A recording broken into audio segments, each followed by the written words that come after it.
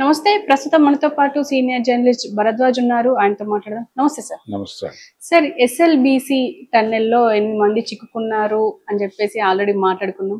కానీ ఇందులో ఆల్రెడీ జయప్రకాష్ నారాయణ వచ్చి అందులో చనిపోయారు వాళ్ళు బయట తీయడమే అని చెప్పేసి ఒక వీడియో కూడా బయటకు వచ్చింది ఏఎన్ఐతో మాట్లాడుతూ. కానీ ఇప్పుడు హరీష్ రావు వెళ్ళి ఆయన నేతలు బీఆర్ఎస్ నేతలు కూడా వెళ్ళారు, అక్కడ అడ్డుకున్నారు, టన్నెల్ దగ్గరికి వెళ్ళనివ్వట్లేదు అని చెప్పేసి అంటున్నారు. అసలు ఏం జరుగుతుందంటారు సార్? అంటే శిథిలాల తొలగింపు ప్రక్రియ నడుస్తోంది. అక్కడ ఆ తొలగింపు ప్రక్రియని పర్యవేక్షించడం కోసం ఒకటి, అక్కడ కండిషన్ ఏమిటో తెలుసుకోవడం కోసం వెళ్ళారండి.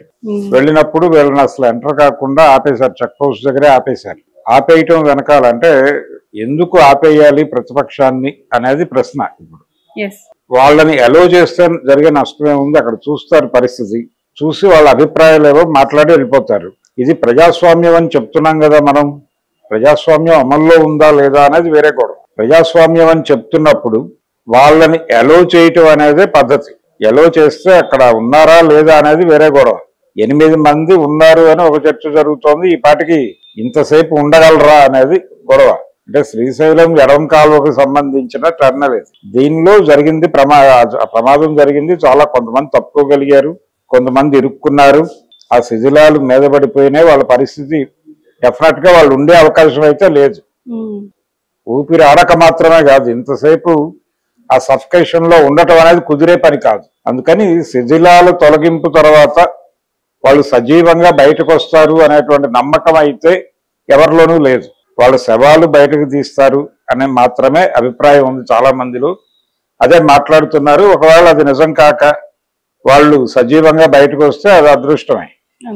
ఇటువంటి కండిషన్ లో మీరు చేస్తున్న సహాయక కార్యక్రమాలు, జరిగినటువంటి నష్టం సహజంగా జరిగి ఉంటే ఎందుకు జరిగింది అనే దానికి సంబంధించి మీరు ఒక నేరేటివ్ ప్రపంచానికి ఇచ్చారు. ఆ నేరేటివ్ విషయంలో మీరు కాన్ఫిడెంట్ గా ఉంటే ఎవరు వచ్చి చూస్తే ఏముంది, ఎవరినైనా అలో చేయొచ్చు. వాళ్ళు ఈ దేశ పౌరులే కదా. హరీష్ రావు వాళ్ళు వెళ్ళి పరిశీలించాల్సినటువంటి బాధ్యత ఉంది కదా వాళ్ళకి. ప్రతిపక్షంగా జరిగినటువంటి నష్టం పైగా ఆయన నీటిపారుదల శాఖ మంత్రిగా చేశాడు. అందుకని ఆ బాధ్యతతో ఆయన వెళ్ళాడు. ఎందుకు అలో చేయలేదు అనేది ప్రశ్న. అంటే చూసి వాళ్ళు బయటకు వచ్చి విమర్శిస్తారనా? విమర్శను ఆహ్వానించడమే కదా ప్రజాస్వామ్యం. వాళ్ళు విమర్శిస్తారు, ఆ విమర్శల్లో తప్పు ఉంటే మీరు కరెక్ట్ చేయండి. ఒక చర్చ జరగాలి కదా. ఈ చర్చ జరగడం ద్వారా ప్రపంచానికి అక్కడ ఏం జరుగుతుందో అర్థమవుతుంది. మీరు అరెస్ట్ చేయటం వలన, వాళ్ళని ఆపేయటం వలన వాళ్ళు ధర్నా మొదలు పెట్టారు. ఇప్పుడు అక్కడ ఆ ధర్నా మొదలు పెట్టాల్సినటువంటి పరిస్థితి ఉండేది కాదు కదా. మీరు అలో చేసుంటే అక్కడ చూసి బయటకు వచ్చి మీడియాతో మాట్లాడి వెళ్ళిపోయేవాడు. ఇప్పుడు రకరకాల విషయాలు మాట్లాడుతున్నాడు ఆయన హరీష్ రావు. ప్రభుత్వాన్ని టార్గెట్ చేస్తూ నీటిపారుదల ప్రాజెక్టులకు సంబంధించి ఎక్కడా కూడా ఈ ప్రభుత్వం సిన్సియర్ గా పనిచేయటం లేదు, ప్రతిదాన్ని ప్రాబ్లం చేస్తోంది, కాంప్లికేటెడ్ చేస్తోంది, కాబట్టి చిత్తశుద్ధి లేకుండా ప్రవర్తిస్తోంది రేవంత్ రెడ్డి ప్రభుత్వం అని మాట్లాడుతున్నాడు ఆయన. అలాగే ఒక్కొక్క ప్రాజెక్ట్ ని నిర్వీర్యం చేస్తున్నారు అని చెప్తున్నాడు. ఇన్ని విమర్శలు ఆయన అప్పుడు మాట్లాడి ఉండేవాడు కాదు ఎలా చేసుంటే. ఆ ఇన్సిడెంట్, ఆ సంఘటన వరకు పరిమితమై జరుగుతున్నటువంటి సహాయ కార్యక్రమాలని మేము చూసాము, కష్టపడుతున్నారు, కానీ ఇంకా ఇలా కష్టపడితే బాగుంటుంది, ప్రభుత్వం వాళ్ళకి ఇంకా సపోర్ట్ ఇవ్వాలి, ఇలాంటివి ఏవో మాట్లాడేవాడు. అయిపోయేది అక్కడితో.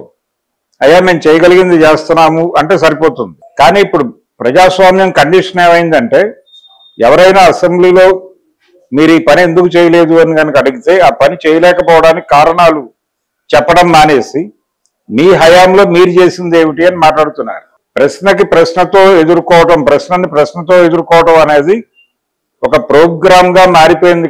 కానీ డిస్కషన్ జరగట్లా, చర్చకి అవకాశం ఇవ్వట్లేదు. ఇవ్వకుండా ఎక్కడ ఏ రోడ్డు అయినా మూసేయడానికి ట్రై చేస్తున్నారు. ఆ మూసేసే ప్రయత్నంలో భాగమే ఇప్పుడు వీళ్ళని ఎలో చేయకపోవడం అనే దాన్ని మనం ఒక జనరల్ ఫినామినాగా చూడొచ్చు. బీఆర్ఎస్ హయాంలో కాంగ్రెస్ వాళ్ళు వెళ్ళినా అలో చేసి ఉండేవాళ్ళు కాదు. చాలా చోట్ల అదే జరుగుతోంది. ఏపీలో జరుగుతున్నటువంటి వ్యవహారాల్లో కూడా ప్రతిపక్షం ఎక్కడైనా అబ్జర్వేషన్కి వెళ్తే వాళ్ళని ఆహ్వానించాలి. వీళ్ళు అఖిల పక్షాన్ని తీసుకెళ్లి అక్కడ జరిగిన పరిస్థితులు ఏంటో వివరించాలి. ప్రజాస్వామ్యంలో రాజకీయ పార్టీలే కదా మాట్లాడాల్సింది. జరుగుతున్న విషయాలు మీరు వాళ్ళకి ఎక్స్ప్లెయిన్ చేయడం కోసమే కదా అసెంబ్లీ అనే వేదిక పెట్టుకున్నారు. అంత బ్రాడ్ గా ఆలోచించే ప్రజాస్వామ్యంలో ఒక ఇన్సిడెంట్ జరిగినప్పుడు అక్కడికి ప్రతిపక్ష పార్టీలను అలో చేయకపోవడం అనేది ఎలా కరెక్ట్? వాళ్ళని అలో చేయటం మాత్రమే కాదు, వాళ్ళని దగ్గరుండి తీసుకెళ్లి చూపించాల్సిన బాధ్యత ఉంది వాళ్ళకి, అధికార పార్టీకి. అయ్యా జరిగిన నష్టం ఇది, ఈ కారణం చేత జరిగింది, ఇదిగో దానికి రీజన్స్ ఇవి, ఇదిగో మేము చేస్తున్న కార్యక్రమాలు ఇవి, దీనిలో ఏదైనా మీకు మీ దగ్గర అడ్వైజర్స్ ఉంటే మాకు ఇవ్వండి, వాటిని ఫాలో అవుతాం అంటే ఎంత డెమోక్రటిక్ గా ఉంటుంది. అలా ఎందుకు వ్యవహరించట్లేదు? పైగా ప్రజాస్వామ్యానికి మేమే కేర్ ఆఫ్ అడ్రస్ అని మాట్లాడతారు కాంగ్రెస్. మరి రేవంత్ రెడ్డి గారు ఆ కాంగ్రెస్ వారసత్వాన్ని తీసుకున్నవాడు, ప్రతిపక్షం ఒకవేళ పట్టించుకోకపోతే ప్రతిపక్షం నోరు మెదిపిందా అని మాట్లాడతారు మళ్ళీ ఈయనే. వాళ్ళు మేము చూస్తాం మొర్రో అంటే తీసుకెళ్ళడానికి వీళ్ళకి ప్రాబ్లం ఏంటి? అక్కడ ఏమైనా తప్పు చేస్తున్నారా వీళ్ళు? లేదు. ఆ జరిగిన ప్రమాదంలో వీళ్ళ జోక్యం, వీళ్ళ తప్పులు ఏమైనా దొర్లయ్యా కాబట్టి ఈ అనుమానం రాకుండా వీళ్ళని అసలు అలో చేయొద్దు అనుకుంటుందా? ఇన్ని అనుమానాలు జనాల బుర్రల్లో మొలుస్తాయి. ఇవి మొలవకుండా ఉండాలంటే మీరు వాళ్ళని అలో చేయాలి. వాళ్ళు చూసి 4 సలహాలు ఇస్తే స్వీకరించండి ఇష్టమైతే, లేదంటే వదిలేయండి గాల్లో. మీ పని మీరు చేసుకుంటూ వెళ్ళిపోండి, కాదన్నవాడు ఎవడూ లేడు. మిమ్మల్ని ఇబ్బంది పెడితే, లేదు అక్కడ స్టాఫ్ని ఇబ్బంది పెడితే నేరుగా ఒక కేసు బుక్ చేసి వాళ్ళని విధి నిర్వహణలో ఉన్న ఉద్యోగుల్ని ఇబ్బంది పెట్టారు అని ఒక సెక్షన్ పెట్టి లోపల వేసేయచ్చు. అది నాన్ బెయిలబుల్ కేసు, చాలా రోజులు ఉంటారు లోపల. ఆ పని చేయకుండా అసలు అడ్డుకోవడం ఏమిటి? దగ్గరికి వెళ్లకుండా వాళ్ళు ధర్నా చేసి ఇప్పుడు ఇష్టం వచ్చినట్టు మాట్లాడుతున్నారు ప్రభుత్వాన్ని. ప్రభుత్వం మీద విమర్శలు చేయించడమే మీ ఉద్దేశం అయితే అక్కడికి వెళితే జనరల్ టాపిక్ మాట్లాడేవాళ్ళు కాదు, వాళ్ళు అక్కడ వరకు కన్ఫర్మ్ అయ్యేవాళ్ళు, ఆ ఇన్సిడెంట్ వరకు మాత్రమే పరిమితమై మాట్లాడేవాళ్ళు. ఇప్పుడు మీరు ఆపేయటం వలన వాళ్ళు ధర్నా చేస్తూ స్ట్రైట్ లో జరుగుతున్న అన్ని విషయాల గురించి రివ్యూ చేస్తున్నారు. అందుకని రేవంత్ రెడ్డి గారు ప్రజాస్వామికంగా వ్యవహరించి బీఆర్ఎస్ వాళ్ళని అలో చేస్తుంటే బాగుండేది హరీష్ రావు వండుకొని. పైగా ఆయన మాజీ నీటిపారుదల శాఖ మంత్రి హోదాలో వెళ్ళాడు అక్కడికి, అందుకని ఆయన్ని డెఫినెట్ గా అలో చేసి ఉండాల్సింది.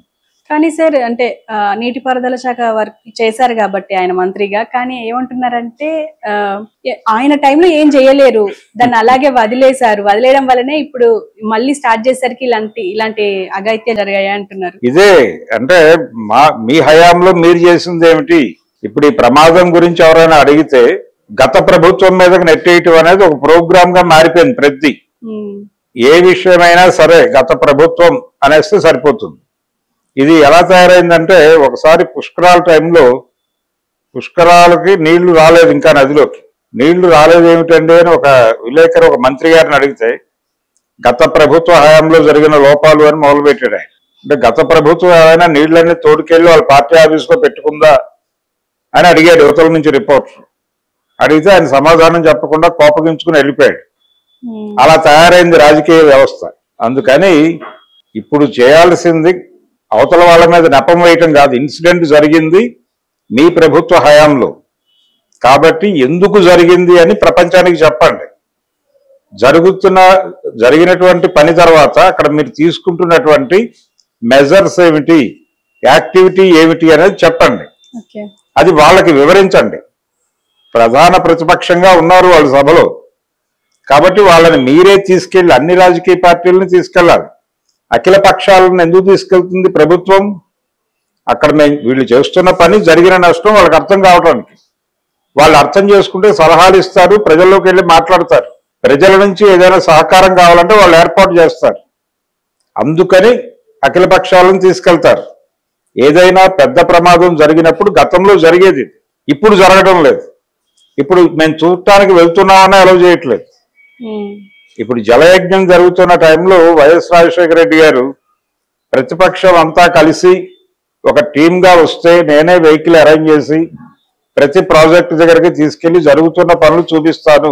అలా కొంతమంది ఒక టీమ్గా ఏర్పడ్డారు. ఆ టీంని తీసుకెళ్లి ప్రతి నెల 2 నెలలకు ఒకసారి తీసుకెళ్లి జరుగుతున్నటువంటి ప్రాజెక్టులు, పని జరుగుతున్నటువంటి తీరు వాళ్ళకి అర్థమయ్యేలా చూపించి తీసుకొచ్చేవాళ్ళు. వాళ్ళు ఇక్కడికి వచ్చి ఒక్కోసారి ప్రెస్ మీట్లు పెట్టి కూడా మాట్లాడేవాళ్ళు.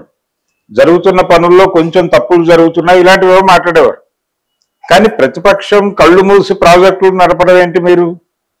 పైగా సహాయక చర్యలు, అక్కడ మనుషులు ఇరుక్కున్నారు, వీళ్ళకి బాధ్యత ఉంటుంది కదా. వీళ్ళు ఇదే రాష్ట్రంలో ఉన్నటువంటి రాజకీయ పార్టీకి చెందిన ప్రతినిధులు, వాళ్ళకి ఖచ్చితంగా అవకాశం ఇవ్వాలి. అవకాశం ఇవ్వను అనటం నియంతృత్వం అవుతుంది. మీరు ప్రజాస్వామికంగా వ్యవహరించదలుచుకుంటే వాళ్ళని అలౌ చేయటం వలన మీకు వచ్చిన నష్టం ఏం లేదు, ఇప్పుడు జరుగుతున్న నష్టంతో పోలిస్తే. అది అర్థం చేసుకోవాలి. అది అర్థం చేసుకోకుండా మీ హయాంలోనే జరిగింది ఈ తప్పులన్నీ, మీరు సరిగా పరిపాలించకపోవడం వలన ఇప్పుడు ఈ టన్నెల్ కూలింది, ఈ నష్టానికి కారణం ఈ 8 మంది కాదు, ఇంతకుముందు గాయాల పాలైన వాళ్ళ పరిస్థితి ఏంటి, ఈ మరణాలన్నిటికీ మీరే కారణం అని చెప్పేసి ఒక శ్వేతపత్రం విడుదల చేయమనంటే వాళ్ళ వల్ల కాదు, ఆ పని చేయరు. ప్రజాస్వామ్యం మీద గౌరవం ఉంటే ప్రతిపక్షాల విమర్శలకి, ప్రతిపక్షాలు ఇచ్చే అడ్వైజర్స్ కి ఖచ్చితంగా తల వంచి వినాల్సినటువంటి అవసరం ప్రభుత్వానికి ఉంటుంది. బుల్డోజ్ చేసుకుంటూ వెళ్ళటం అనేది ప్రజాస్వామిక మెథడ్ కాదు, అది నియంతృత్వం తాలూకా లక్షణం. ఆ లక్షణం పాలక వర్గాల్లోకి రాగానే ప్రతి పార్టీకి వచ్చేస్తుంది ఆ జబ్బు. ప్రస్తుతం కాంగ్రెస్ పార్టీకి ఆ జబ్బు సోకి ఉంది. ఇదే కాంగ్రెస్ పార్టీ మళ్ళీ కేంద్ర ప్రభుత్వంతో మాట్లాడేటప్పుడు మీరు చేసే బలానా యాక్టివిటీకి మమ్మల్ని తీసుకెళ్లేదు, చూపించలేదని మాట్లాడతారు. ఇక్కడికి వచ్చేసరికి చూస్తామన్న వాళ్ళేమో తీసుకెళ్లి పక్కన కూర్చోబెట్టారు, వాళ్ళు ధర్నా చేస్తున్నారు ఇప్పుడు. అందుకని వ్యవహార శైలి బాలేదు, ప్రజాస్వామికంగా లేదు. ప్రజాస్వామ్యంలో ఇలాంటివి జరగటం తప్పు. ప్రజాస్వామ్య పరిరక్షణ కోసం ప్రజలు నడుము కడితే ఇలాంటివన్నీ పట్టించుకుని రేపు పొద్దున మీ పార్టీని ఓడించే ప్రమాదం ఉంటుంది.